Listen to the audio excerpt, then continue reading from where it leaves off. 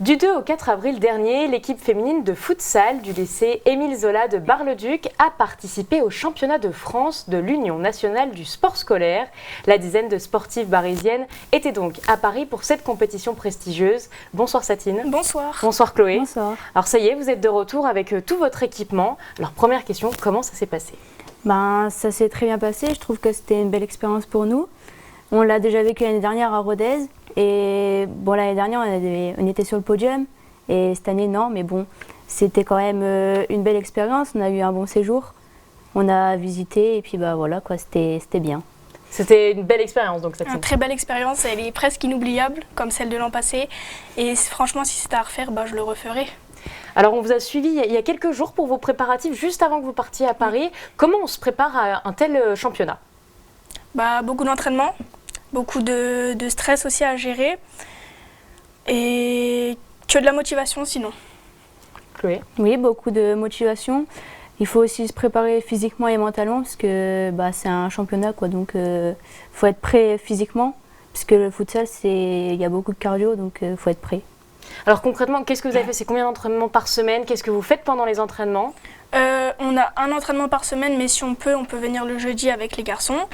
C'est un entraînement de 2 heures où il y a beaucoup d'exercices, donc on travaille beaucoup avec des plots et souvent à la fin des entraînements on fait des petits matchs pour bien se coordonner un peu et voilà.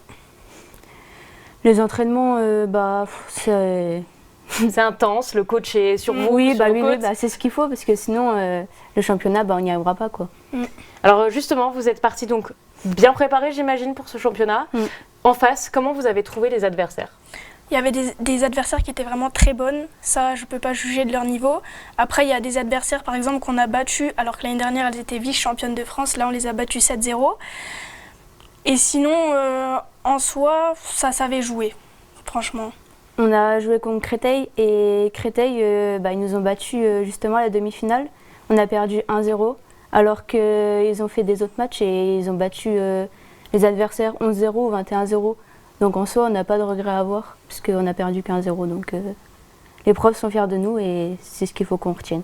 Ça a été, quelle a été votre force peut-être pour aller jusqu'à la demi-finale, qui est quand même une belle étape ? Qu'est-ce qui a fait la différence selon vous, qui vous a permis de battre les autres équipes ? Toujours rester soudés entre nous, c'est ce qu'il faut.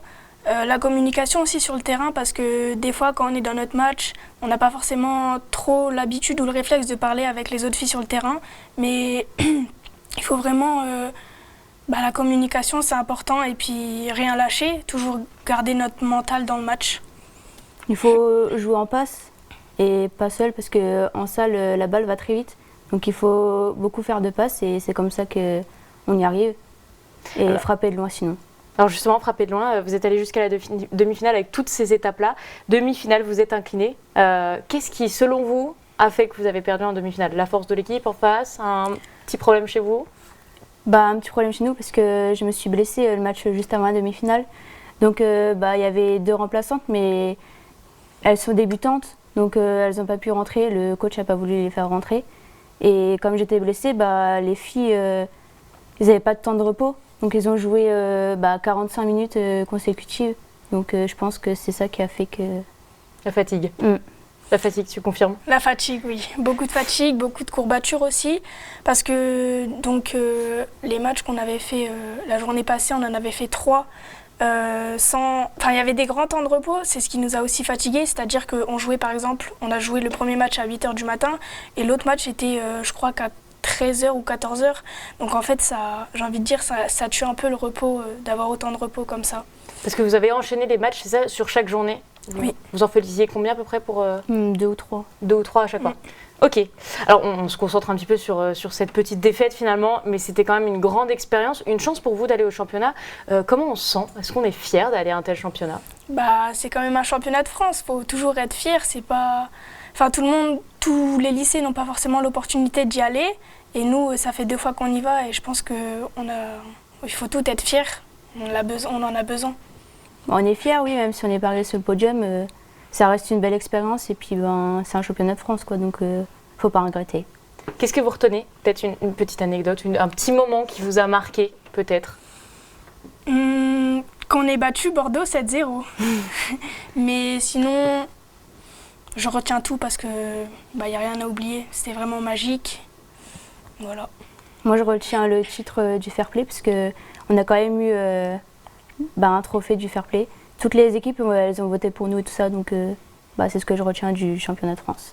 J'allais venir justement terminer là-dessus. Vous avez quand même eu un titre Oui. du fair play. Ça consiste en quoi finalement? C'est-à-dire que pendant les matchs, faut toujours être fair play avec l'autre équipe. Faut pas non plus se cracher dessus, s'insulter ou jouer vraiment que les coups jusqu'à se faire mal. Faut quand même être respectueux envers nos adversaires. Et donc du coup oui, on a eu le premier titre du fair play parce qu'on est toujours resté fair play avec les autres équipes. C'est quelque chose que vous cultivez dans le club. Oui. Et génial. Merci beaucoup d'avoir été avec nous. Merci les filles, à ce soir. vous. Merci à vous. Et donc on vous poursuivra pour la suite, peut-être l'année prochaine. Peut-être. On verra. Merci bien.